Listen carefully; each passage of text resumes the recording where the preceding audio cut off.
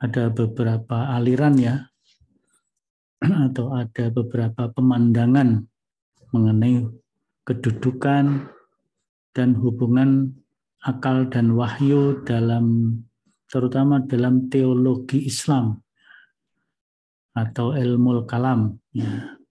Sehingga ada kelompok yang sangat rasionalis, mendahulukan akal, mendewakan akal. Akal adalah segala-galanya. Jadi akal sebagai tolok ukurnya, bukan wahyu.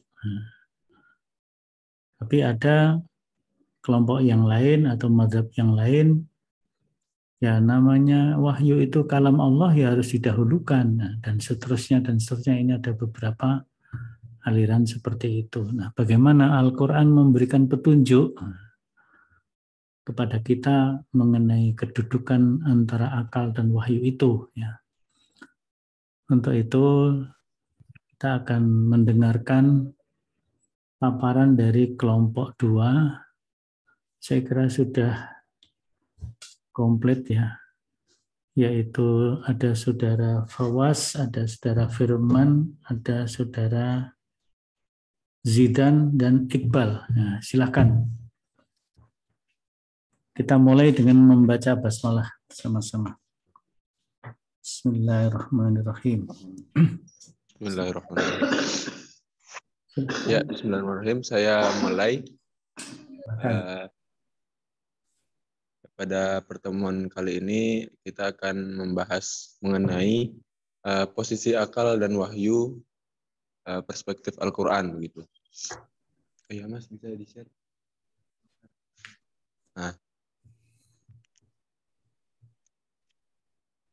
adapun kelompok kami yang pertama itu Firmansyah G100 2078, Muhammad Iqbal G100 2081, Zidanul Ahsan G100 2083, dan Fawaz Afansyah G100 211005. Nah, yang pertama kali ami sebelum kita masuk, kita harus mengerti apa yang kemudian dinamakan dengan akal dan juga wahyu. Di sini kami mengutip perkataan para ulama. Yang pertama itu ada dari Ibnu Manzur. Beliau mendefinisikan akal dengan mengatakan bahwa al-akal maknanya adalah al-hijr.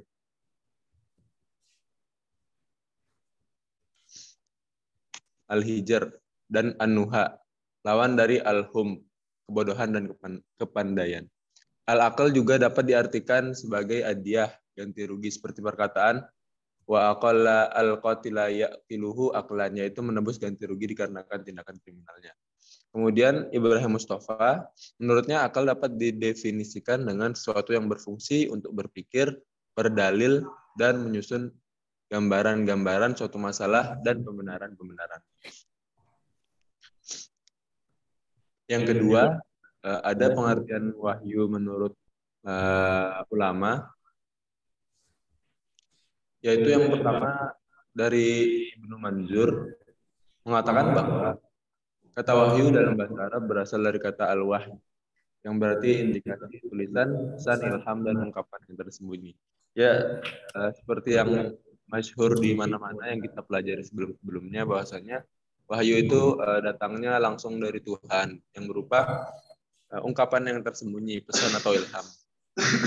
Kemudian Ibrahim Mustafa berpendapat bahwa wahyu artinya berkisar pada menunjuk, mengisyaratkan, berbicara dengan perkataan yang tidak diketahui oleh orang lain, karena sifatnya memang tersembunyi dan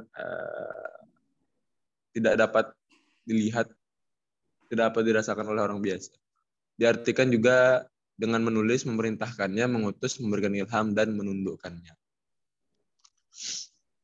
Selanjutnya berlanjut kepada fungsi akal dan wahyu yang akan dijelaskan oleh Mas Fawaz. Monggo Mas. Baik, adapun fungsi akal dan wahyu. Fungsi akal sebagai alat untuk memahami wahyu yang diturunkan oleh Allah. Akal juga berfungsi menelaah dan menganalisa wahyu. Begitu juga fungsi wahyu memberikan informasi kepada manusia. Dalam arti wahyu memberitahukan manusia tentang cara berterima kasih kepada Sang Pencipta, menyempurnakan akal sehingga mengetahui yang baik dan buruk. Selain juga menjelaskan perincian pahala dan hukuman yang diterima oleh manusia di akhirat.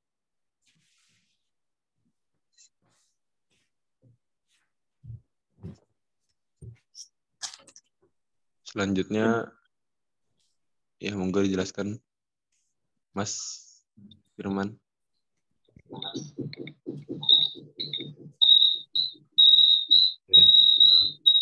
Selanjutnya adalah mengenai kedudukan dan relasi akal dan wahyu gitu. Tapi sebelum nanti masuk ke sini mungkin ada sedikit pengantar gitu ya, bahwa persoalan mengenai relasi akal dan wahyu ini memang sudah menjadi persoalan yang lama sejak awal masa-masa Islam gitu ya, terkait dengan bagaimana mendudukkan antara akal dan wahyu. Bahkan perselisihan mengenai ini tidak jarang sampai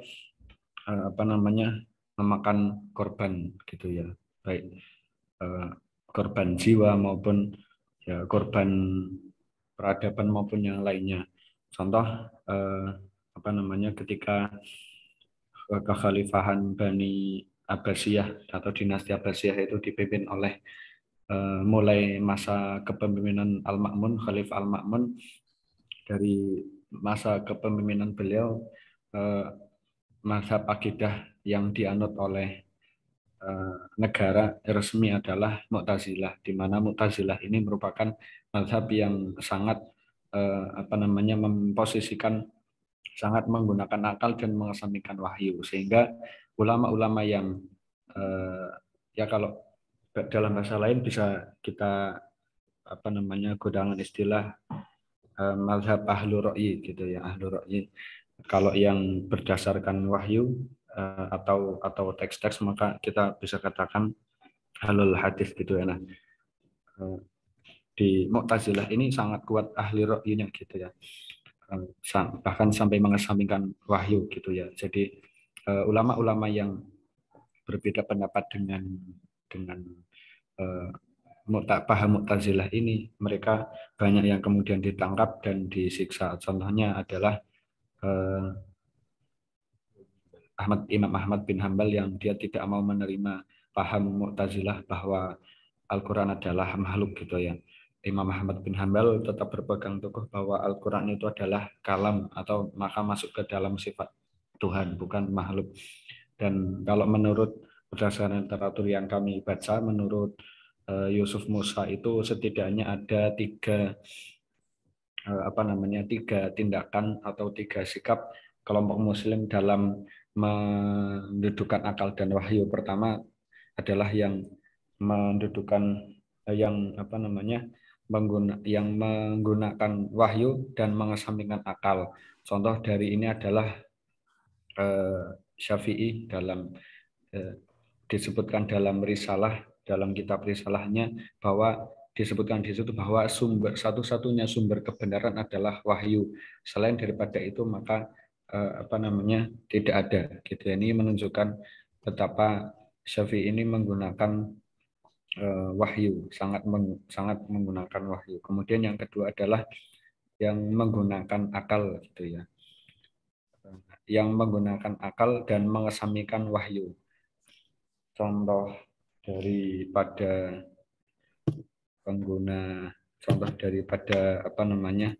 yang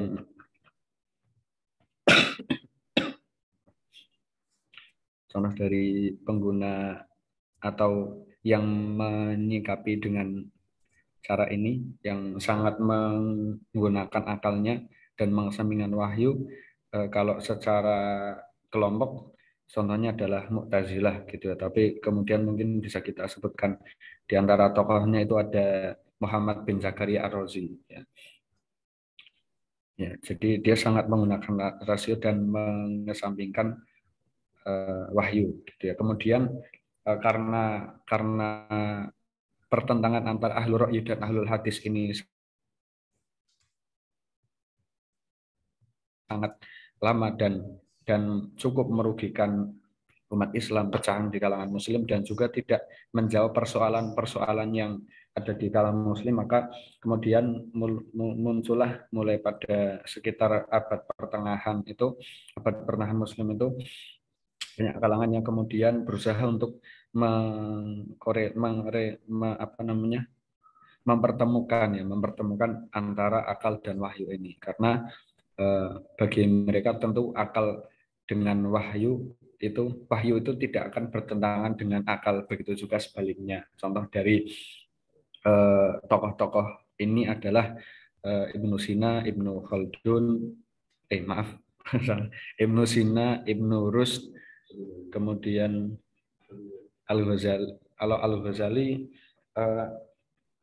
di akhir tidak awalnya Al-Ghazali itu filsuf ya, tapi di akhir hidupnya dia menjadi salafi dan menjadi sufi, dan kemudian justru Al-Ghazali termasuk di akhir hidupnya dia termasuk ahlul hadis, atau yang tidak yang menentang para filsuf-filsuf. Di antara tokoh yang sangat dikritik Al-Ghazali itu ada Ibnu Sina dan Al-Farabi ya. Nah, yang kemudian cukup banyak dijadikan rujukan dalam mengaitkan, memposisikan akal dan wahyu, bahwa akal dan wahyu tidak bertentangan. Salah satunya adalah Ibnu Rusd ya. Ibnu Rusd. Ada selain Ibnu Rusd itu ada yang lain itu Ibnu Tufail, kemudian Al-Farabi dan sebagainya. Tapi cara masing-masing mereka itu memiliki cara yang berbeda-beda gitu ya. Nah, kira-kira kalau masih dengan kira-kira bisa kita pahami melalui slide ini juga kedudukan dan realisa akal dan wahyu. Akal itu adalah alat untuk menganalisa, dan wahyu itu adalah informasi dari Tuhan gitu ya. Kemudian akal bisa saja salah, tapi kalau wahyu itu sudah pasti benar gitu ya, datanya dari Tuhan. Kemudian wahyu sebagai syarat taklif atau pembebanan, kemudian kalau akal sebagai syarat taklif atau pembebanan, kemudian wahyu di dalamnya berisikan perintah dan larangan.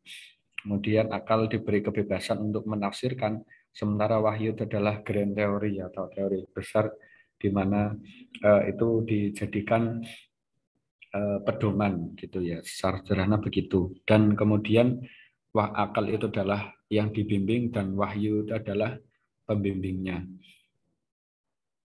Dan sedikit tambahan lagi bahwa wahyu itu mengajarkan rasionalitas. Jadi wahyu tidak akan bertentangan dengan akal. Sepanjang sejarah itu sudah dibuktikan bahwa wahyu itu tidak bertentangan dengan akal. Selain dari segi filosofis, dipikir secara rasional, juga di dalam sains juga sudah banyak penemuan-penemuan yang itu kemudian tidak bertentangan dengan petunjuk-petunjuk dari Al-Quran. Terus, dan juga di dalam salah satu literatur yang kita baca juga, Ali Syariati ya, salah seorang Ali Syariati itu filsuf ya, filsuf dari Iran ya. Walaupun dia bermadzhab Syiah, tapi ya pemikirannya dapat kita jadikan rujukan juga. Ali Syariati pernah menganalisa, pernah mengklasifikasikan ayat-ayat di dalam Al-Quran. Beliau membuat 7 klasifikasi yang kemudian menemukan 7 tema yang beliau tentukan. Kemudian dari 7 tema itu, salah satu temanya adalah alam lahiriah. Maaf, saya agak lupa sedikit. Alam materi lahiriah, dan alam materi lahiriah itu, ayat-ayat tentang alam materi lahiriah itu ditemukan dalam 32 surat ya. 32 surat, dan dia masuk, kalau dipresentasekan jumlahnya adalah 26,66% di dalam Al-Quran. Dan ayat-ayat mengenai alam lahiriah ini, alam dan materi lahiriah ini banyak di antara ayat-ayat itu tidak sedikit ayat-ayat yang memerintahkan kepada manusia untuk berpikir, untuk merenungi semesta, untuk menggunakan akal. Kita biasa mendengar afala atau membaca ya afala taqilun, afala tatadzakarun. Itu adalah perintah yang sangat itu jadi ada ayat yang perintahnya secara eksplisit memerintahkan untuk berpikir, ada yang secara implisit gitu ya, yang tidak secara langsung tapi memberikan isyarat untuk berpikir. Misalkan di surat Al-Ghasyiyah, afala yang zuruna ilal ibili kaifa khuliqat, apakah kalian tidak melihat unta bagaimana diciptakan. Nah, ini adalah isyarat untuk kita berpikir, untuk menggali ilmu pengetahuan dari Al-Quran ini. Maka ya secara sederhana kesimpulannya adalah bahwa akal dan wahyu itu tidak bertentangan, dan wahyu memerintahkan kita untuk menggunakan akal untuk berpikir secara rasional. Ini itu dari saya kembalikan pada moderator Mas Iqbal.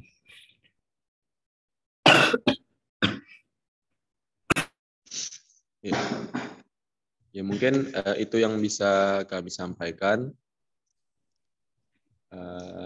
Mungkin dari teman-teman yang lain ada yang perlu kita bahas atau kita diskusikan, monggo. Ya, dipersilahkan. Ya, mungkin ada bisa 2, 3, sampai 4 orang untuk memberikan tanggapan terhadap makalah yang dipresentasikan oleh Saudara Firman, Zidan, Iqbal, dan kawan-kawannya, Fawas. Ya.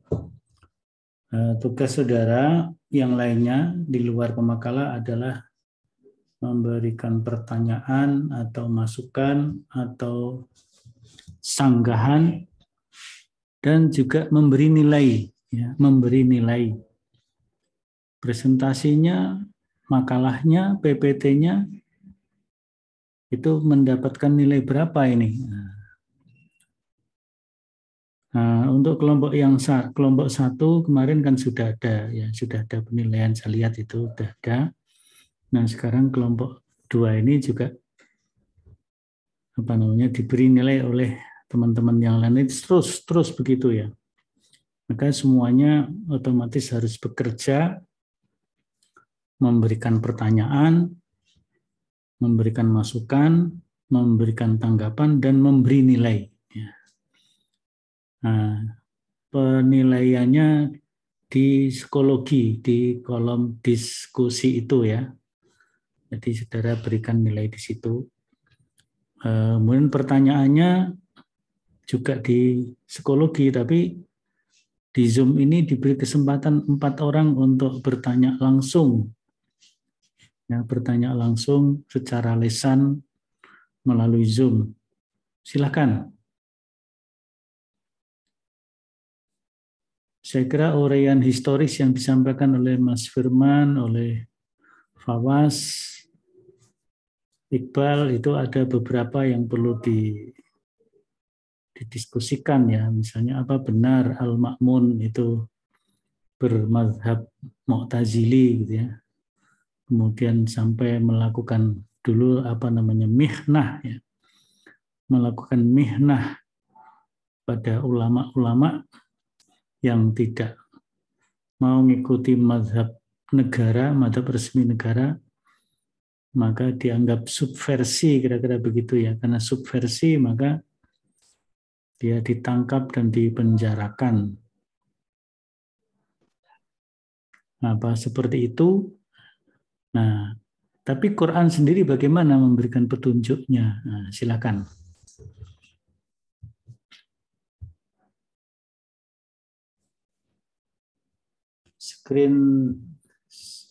Share screen-nya ditutup aja biar tampak semua.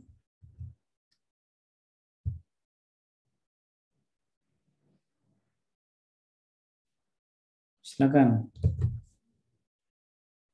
Ada banyak ini yang datang.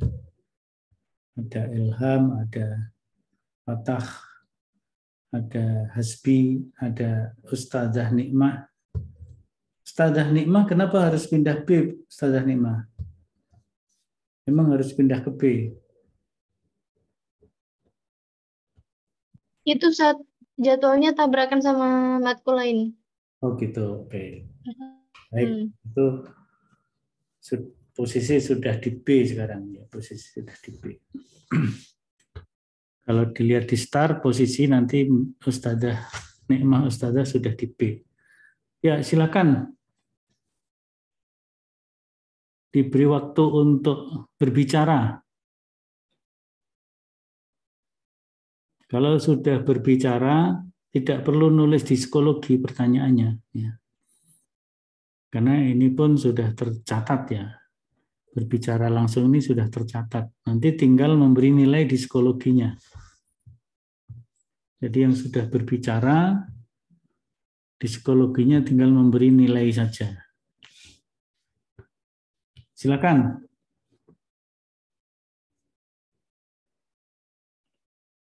Ya, artinya kita semua harus berpartisipasi. Kelompok yang bertugas sudah sedemikian rupa berusaha melaksanakan tugasnya, menulis makalah, membuat presentasi, dan mempresentasikan. Ya. Sudah begitu, maka yang lainnya ikut berpartisipasi dengan menyampaikan pertanyaan-pertanyaan atau masukan-masukan, artinya diskusi ya, supaya yang disampaikan oleh Fawaz, oleh Firman, oleh Iqbal, oleh Zidan itu mungkin ada hal-hal yang kurang dari yang mereka lakukan, saudara bisa memberikan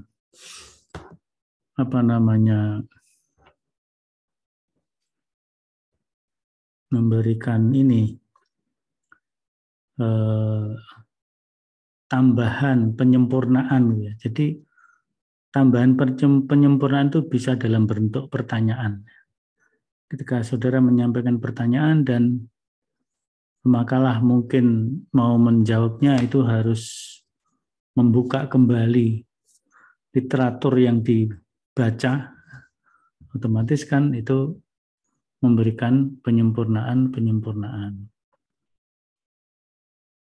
Saya kira itu catatan dari saya, silakan dilanjutkan diskusi 1, 2, 3, sampai 4 orang.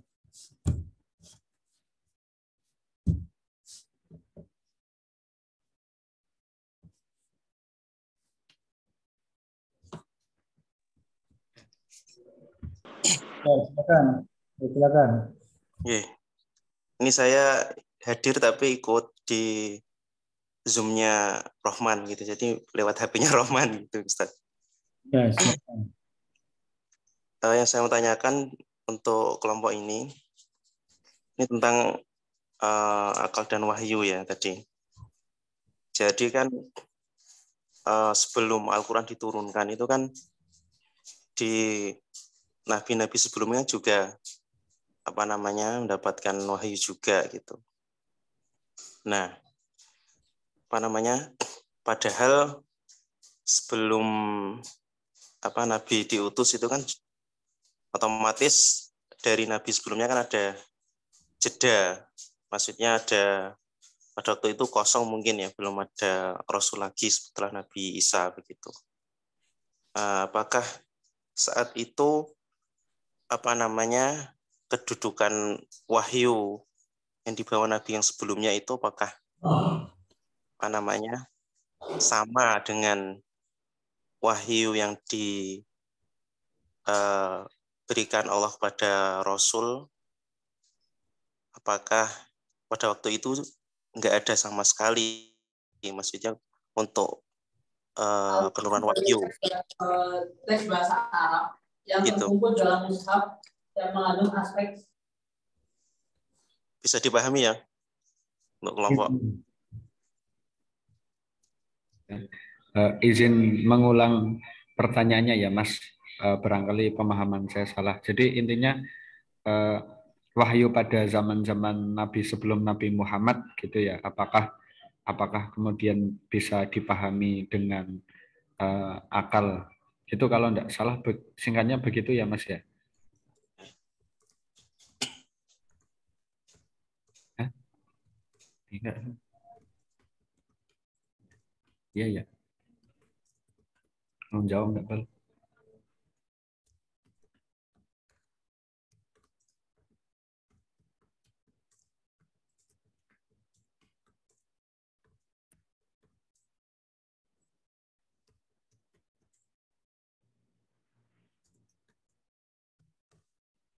Gimana Mas? Apa seperti itu pertanyaannya? Atau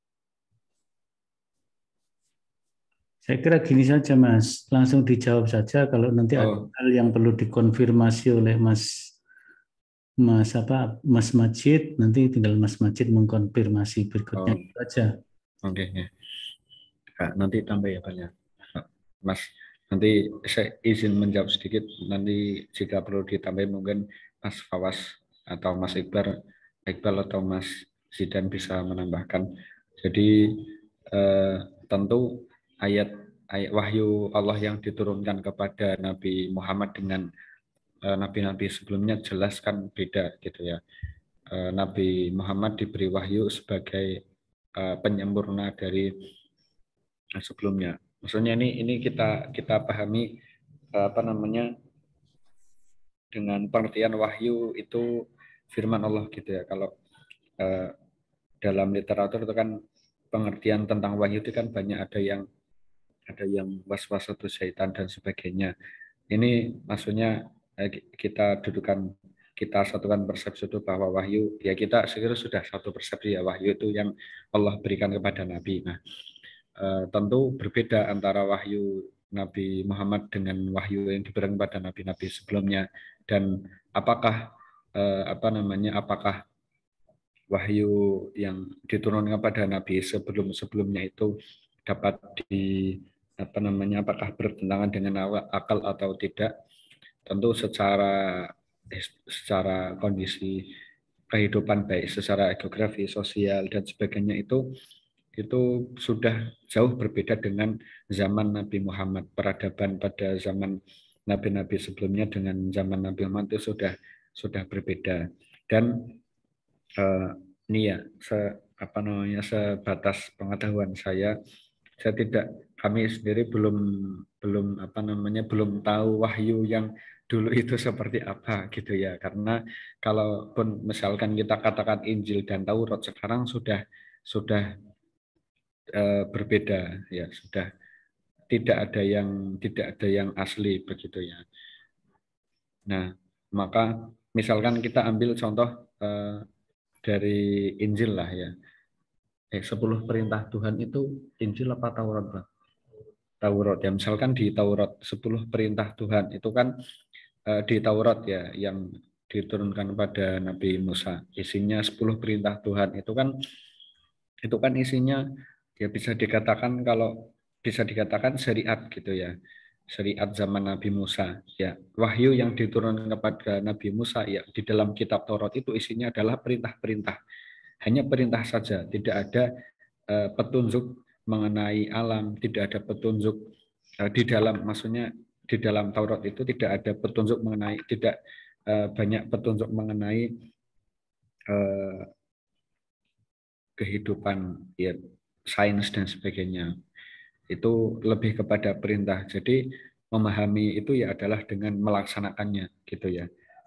Maka yang wahyu yang paling sempurna itu adalah Al-Qur'an gitu ya. Dan pun juga di Al-Qur'an itu kan juga di selain petunjuk-petunjuk mengenai alam lahiriah dan sebagai syariat dan sebagainya, itu kan juga menjelaskan kisah-kisah ya, kisah-kisah para umat-umat terdahulu, para nabi-nabi, kaum-kaum nabi terdahulu gitu ya, di mana di situ banyak kejadian-kejadian yang mungkin tidak bisa agak sulit dinalar secara akal, tapi di Al-Qur'an disebutkan itu terjadi. Misalkan azabnya kaum Samud, kemudian banjir Nabi Nuh, Nabi Musa yang membelah laut dan sebagainya, itu kan kejadian-kejadian yang tidak mungkin itu disebutkan di dalam kitab Taurat ya, karena itu yang mengalami ya Nabi Musa gitu ya. Tidak mungkin kejadian itu disebutkan di di dalam kitab yang di dalam kitab yang dipegang oleh pelaku kejadian itu gitu ya. Maka itu disebutkan di dalam Al-Qur'an. Kemudian itu dapat dibuktikan secara sains. Salah satunya berkat penemuan jasad Firaun yang penemuan mumi Firaun yang kalau di Al-Qur'an dikatakan bahwa Firaun itu diselamatkan gitu ya, jasadnya diselamatkan sebagai pelajaran bagi manusia. Salah satu mumi Firaun di Mesir itu ditemukan banyak mengandung garam, yaitu sebagai indikasi bahwa itu adalah Firaun yang ketika itu ditenggelamkan ketika mengejar Nabi Musa. Tapi kejadian mengenai pembelahan lautan itu pun masih menjadi penelitian para ilmuwan gitu ya. Artinya itu memancing untuk diteliti menggunakan ilmu pengetahuan, menggunakan akal. Nah, zaman Nabi terdahulu itu ya adalah kejadiannya. Jadi zaman Nabi dulu tidak di wahyu-wahyu kepada Nabi sebelumnya tidak disebutkan ayat-ayat mengenai ya setahu saya gitu, nanti mungkin bisa dikoreksi oleh Ustadz ya, tidak disebutkan tentang kejadian-kejadian, tidak banyak kisah-kisah karena mereka adalah pelaku kisah tersebut. Mungkin Mas Awas atau Mas Iqbal atau Mas Zidan mau menambahkan.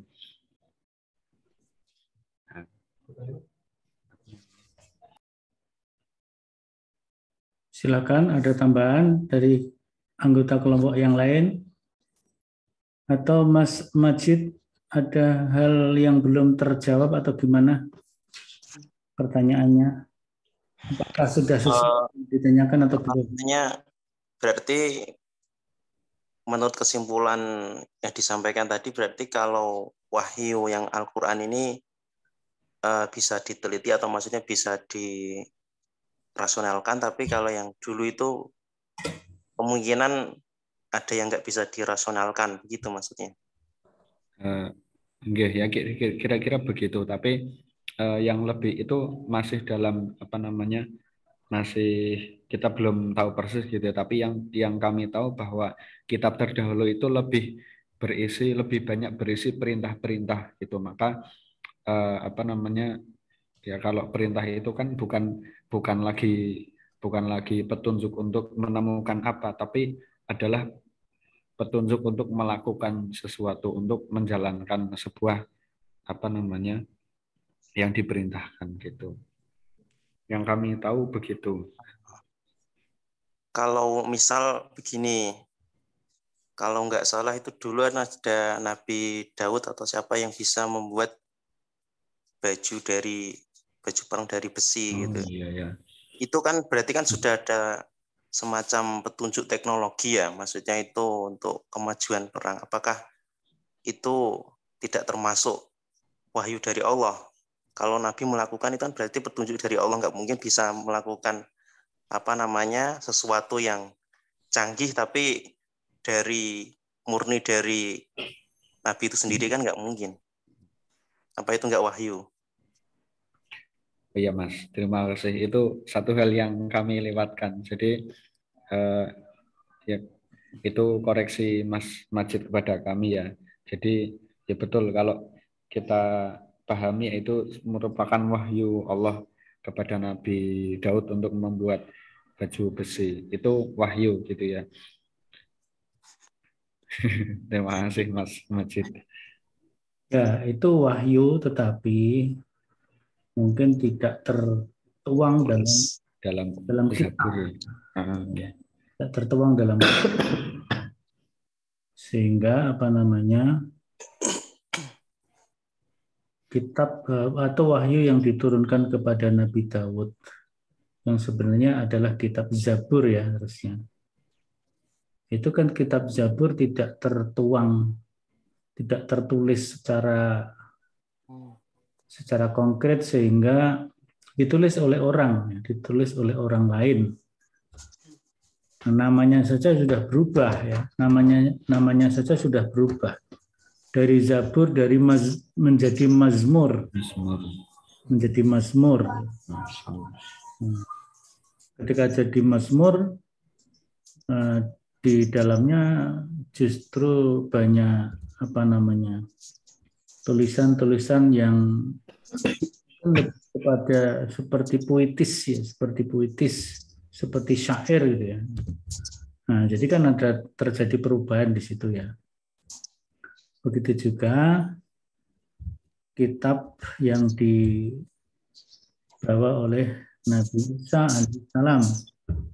Karena itu juga tidak langsung ditulis dalam sebuah kitab, dalam sebuah mushaf katakanlah begitu ya. Akhirnya kan orang per orang berusaha menuliskannya, sehingga banyak versi kitab Injil itu, mungkin ratusan atau ribuan versi. Tapi kemudian oleh gereja diseleksi yang dianggap menurut mereka itu memiliki kualitas hanya 4, yaitu ada Matius, ada Lukas, ada Markus, ada Yohanes atau Yahya. Yang lain-lainnya nggak diakui, misalnya ada Injil Barnabas, ada lagi Injil Mormon, macam-macam itu ya. Dan itu bukti bukunya, kitabnya ada, tapi tidak diakui oleh gereja. Nah, sehingga Mormon itu mungkin tetap dipakai oleh kelompok tertentu, sekte tertentu di dalam Kristen ya. Dalam Kristen mungkin ada versi-versi yang lain lagi. Jadi banyak sekali yang itu sangat berbeda kondisinya dengan Al-Qur'an. Ketika Al-Qur'an diterima oleh seorang rasul, seorang nabi yang ummi di sini artinya tidak terpelajar, tidak bisa tulis dan tidak bisa baca. Justru itu menjadi bukti keautentikan Al-Qur'an, bukan buatan Nabi, karena Nabi nggak bisa nulis, Nabi nggak bisa baca. Di dalamnya ada informasi-informasi yang ada kemiripan dengan kitab Taurat atau Perjanjian Lama. Itu bukan Nabi menjiplak Taurat. Gimana Nabi menjiplak? Nabi nggak bisa baca. Nabi nggak pernah belajar kitab Taurat, tapi ternyata Al-Quran memuat informasi-informasi yang ada kemiripan dengan Taurat. Justru itulah menunjukkan bukti bahwa Nabi menerima langsung dari Allah Ta'ala. Jadi ini pembuktian kalau ini dari sisi yang tema pertama kemarin, kemukjizatan Al-Quran sebagai kalam Allah ya. Ijazul Quran, bahwa Quran itu benar-benar kalam Allah, bukan buatan Nabi Muhammad Sallallahu Alaihi Wasallam. Ya, itu masa fatrah ya. Masa fatrah itu masa di mana tidak ada nabi dan rasul yang diutus setelah nabi yang sebelumnya selesai, Nabi Isa selesai, kemudian sampai berapa ratus tahun baru muncul ada nabi akhir zaman, yaitu Nabi Muhammad SAW. Sebelum-sebelumnya juga ada masa fatrah ya. Ketika masa fatrah itu bagaimana? Ketika masa fatrah tentu mengikuti syariat Nabi sebelumnya, Sehingga ketika Nabi Muhammad datang dan Nabi menerima tanda-tanda kerasulan, ada tokoh-tokoh agama di masa fatrah itu yang mengakui kebenaran Nabi. Seperti Nabi Muhammad diakui kebenarannya oleh seorang tokoh namanya Waraqah bin Naufal. Bahkan sebelum Muhammad diangkat menjadi nabi, masih remaja, itu sudah ada pendeta Nasrani Buhairah yang bisa melihat tanda-tanda kenabian kepada Nabi Muhammad Sallallahu Alaihi Wasallam, karena mereka Nasraniun, tetapi mungkin masih mengikuti ajaran Nabi Isa alaihi salam, gitu ya, di mana Nabi Isa menyatakan, kalau kita baca dalam surat Sof itu ya, wa idh qala Isa bin Maryam ya bani Israila inni rasulullah ilaikum musaddiqan lima baina yadayya minat taurati wa mubasysyiran bi rasuli ya'ti min ba'di ismuhu Ahmad. Jadi surat Sof itu menunjukkan bahwa di dalam kitab Injil Nabi Isa menyebutkan itu. Di dalam kitab Injil disebutkan bahwa akan ada Rasul akhir zaman, ada Rasul akhir zaman. Nah, dulu sudah ada penelitian yang dilakukan oleh Pak Kiai Arkanuddin, seorang ulama yang menekuni kristologi di Surakarta. Beliau meneliti baik itu di Perjanjian Lama maupun Perjanjian Baru. Di Perjanjian Lama juga ditemukan di dalam kitab Ulangan, itu ditemukan tanda-tanda, ya. Di sana ditemukan tanda-tanda Rasul akhir zaman, ya.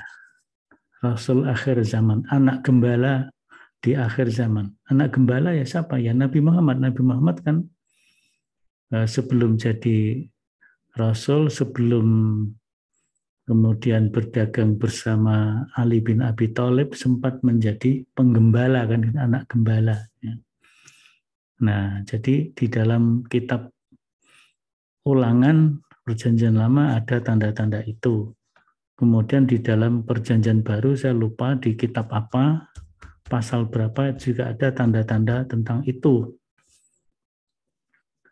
Nah, artinya ketika Buhairah melihat tanda kenabian kepada Nabi Muhammad SAW ketika masih remaja, yaitu karena mereka membaca Alkitab mereka yang mungkin berbeda dengan Alkitab masa sekarang. Bible masa sekarang.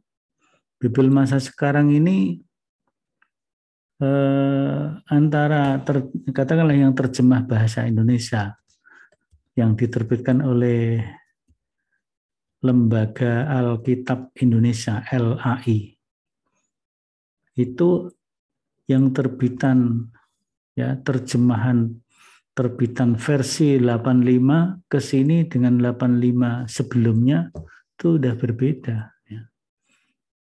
Jadi kalau yang 85 ke sana itu seluruh daging babi itu haram bagi kaum Kristiani, ya. Daging babi diharamkan bagi kaum Kristiani. Tapi yang 85 ke sini yang diharamkan daging babi hutan. Daging babi hutan yang diharamkan.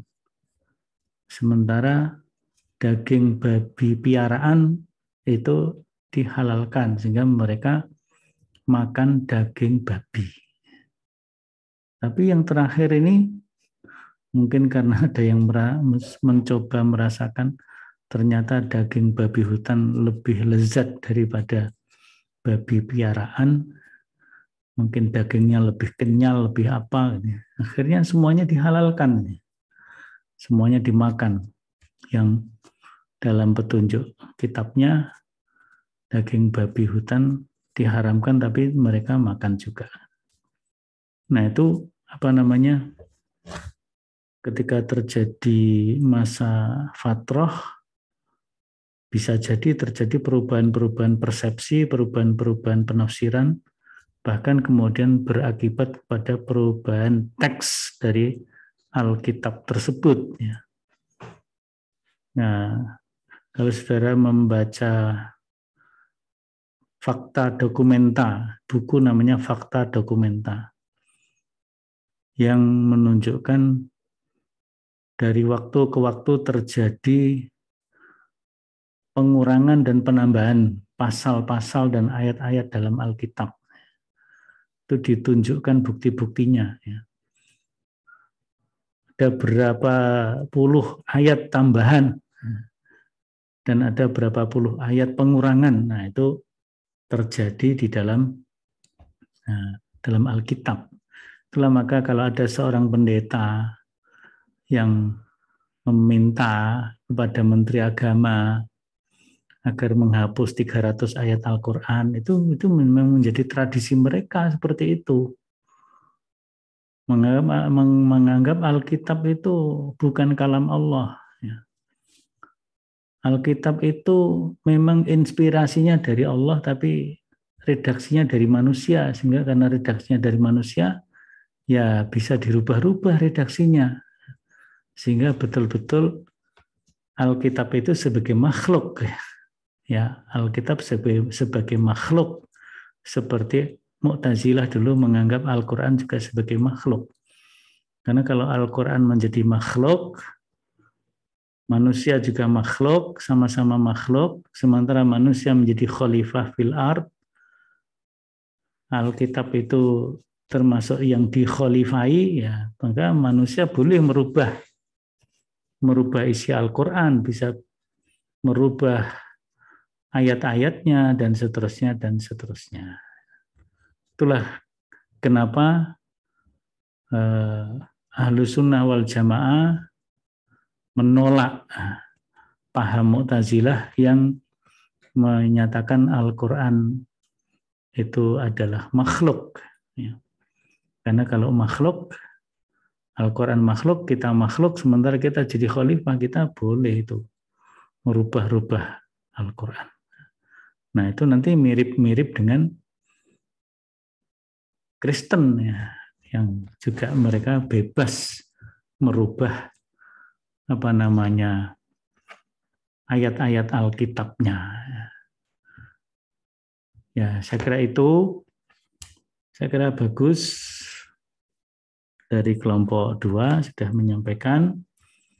Ya, kalau yang bertanya lewat Zoom hanya 1, ya enggak apa-apa. Tapi saya minta diskusi secara tertulis tetap dihidupkan, karena semua harus bekerja, ya. Di sini ada 29 orang yang hadir, dari seharusnya kelas B itu ada 40. Kelas B kalau dari data yang terbaru, setelah Nikmah Ustadzah keluar pindah ke B, kelas B itu ada 45 orang. Sementara yang hadir di Zoom ini terhitung ada 29, tapi nggak tahu, mungkin ada satu Zoom isinya 2 orang, bisa jadi. Yang satu Zoom isinya 2 orang siapa? Kalau ada satu Zoom Masjid tadi sama, ya. Jadi kalau isinya 2 orang kan berarti bisa jadi, walaupun tertulis di sini, sekarang 30, ya. 31 kan yang satu saya, berarti yang hadir bisa jadi lebih dari 30. Bisa jadi ada yang satu Zoom tapi isinya 2 atau 3 orang, mungkin satu kamera bareng-bareng di apa namanya ditonton bersama. Jadi kuliah seperti nonton bareng gitu ya, nobar ya. Saya kira itu untuk perkuliahan hari ini. Saya hanya sampai jam 9 lebih 5 menit atau mungkin lebih 10 menit. Jadi 1 jam karena by Zoom. Lebihnya ya, sisa waktunya adalah dengan diskusi secara tertulis dan saudara bertugas memberi nilai ya, memberi nilai kepada pemakalah. Yang dinilai apanya? Makalahnya, PPT-nya, dan cara membagi kajian di dalam atau mempresentasikan ya. Sekarang saya absen.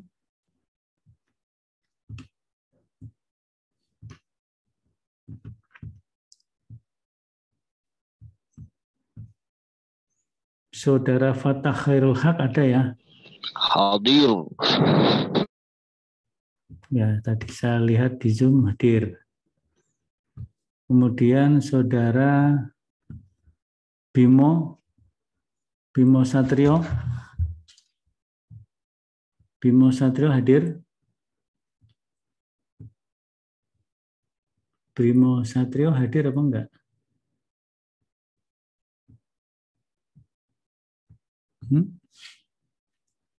Bimo Satrio hadir enggak? Enggak ada ya?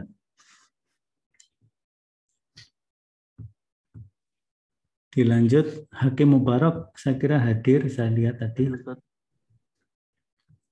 Yulianti, Dwi Yulianti. Hadir Ustaz. Azmil Iman. Hadir Ustaz.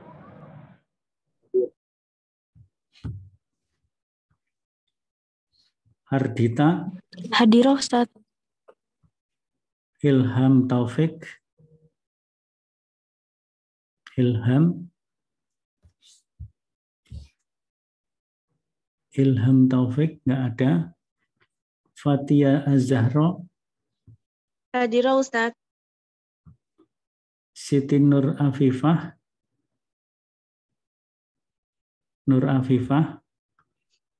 Hadir Ustaz. Munaya hadir ya.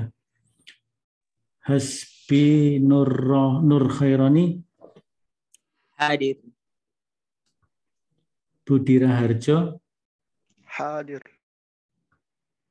Abdillah Toha. Hadir Ustaz. Ahmad Hanafi. Hadir Ustaz. Ari Hardianto. Izin Ustaz, ada diklat. Ya. Izin. Nggih. Arjun Maulana. Arjun Maulana nggak ada. Heldias. Hadir Ustaz. Firmansyah hadir. Agus. Mana Izin Agus? Ustaz. Izin. Izin kemana? Izin Darul Arqam Hadiah Ustaz. Azizi. Sama Ustaz. Izin juga. Iqbal hadir. Hadir. Zidanul hadir. Izin Ustaz. Zidanul izin juga. Izin. Berarti tadi nggak ikut presentasi? Nggak ikut Ustaz. Muammar Fadilah. Taufik Adi Kurniawan. Izin juga Ustaz. Kemana? DAM juga Ustaz. IMM. Di mana DAM-nya? Kapan mulainya? Mulainya kemarin Ustaz. Di mana acaranya? Di double degree UMS Ustaz. Fawas hadir ya. Mukhlis Adi Pratama hadir. Mukhlis. Faris Wiradasa hadir saya kira. Ilham Khairi. Ilham. Hadir Ustaz. Farisa Aliyatul Hikmah. Farisa. Mana Farisa? Hadirah Ustaz. Nah, itu cepet jawabnya. Hadirah. Kalau nggak cepet dikira nggak masuk nanti. Anas As-Sajjad. Hadirah Ustaz. Hadir. Anas As-Sajjad hadir. Hadir.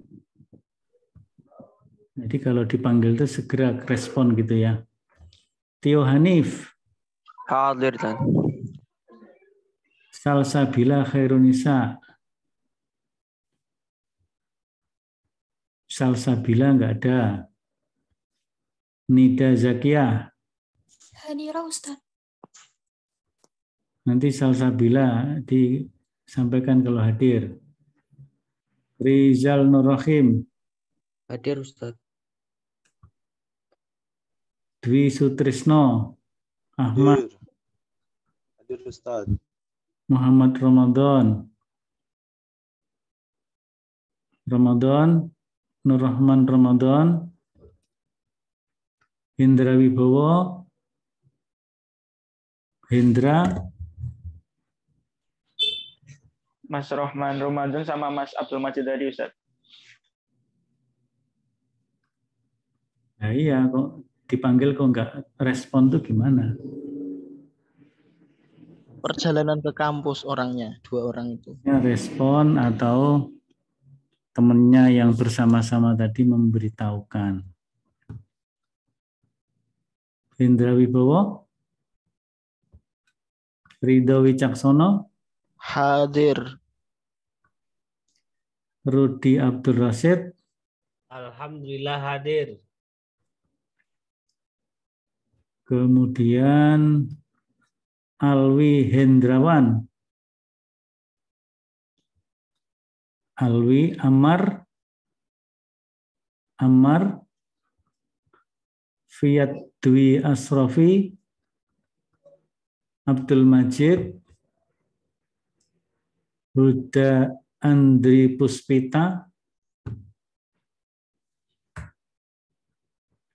Nikmah Ustazah hadir. Ini yang kosong-kosong. Indra Huda Andri ada enggak? Dwi Astrofi ada enggak? Amar ada enggak? Alwi Hendrawan ada enggak? Enggak ada semua ya. Baik, kita cukupkan. Ustaz, Arjun Ustaz. Arjun Ustaz kelewatan. Kenapa? Arjun Ustaz kelewatan. Arjun. Tadi sudah kan Arjun. Arjun Maulana. Kenapa enggak jawab-jawab? Kirain belum dipanggil Ustaz. Yang Muammar Fadilah ini mana ini orangnya?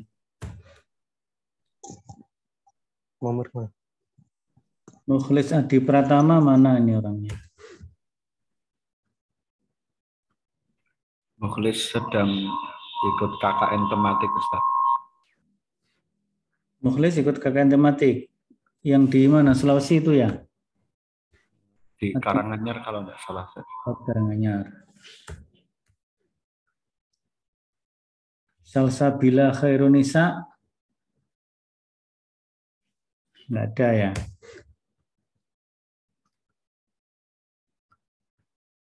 Hendra Wibowo nggak ada. Baik, saya kira cukup. Kita akhiri pertemuan pada pagi hari ini. Jangan lupa pekerjaan saudara, tugas saudara untuk memberi tanggapan, masukan, pertanyaan yang belum menyampaikan, karena tadi hanya satu Mas Majid saja, berarti yang lain harus melakukan, dan memberi nilai. Ya. Saya kira begitu, kita akhiri dengan bacaan hamdalah bersama-sama. Alhamdulillahirabbil alamin. Alhamdulillahirabbil alamin. Assalamualaikum warahmatullahi wabarakatuh. Waalaikumsalam warahmatullahi wabarakatuh. Syukran, Ustaz. Assalamualaikum. Ya. Nanti sama saya. Oh ya. Ustaz.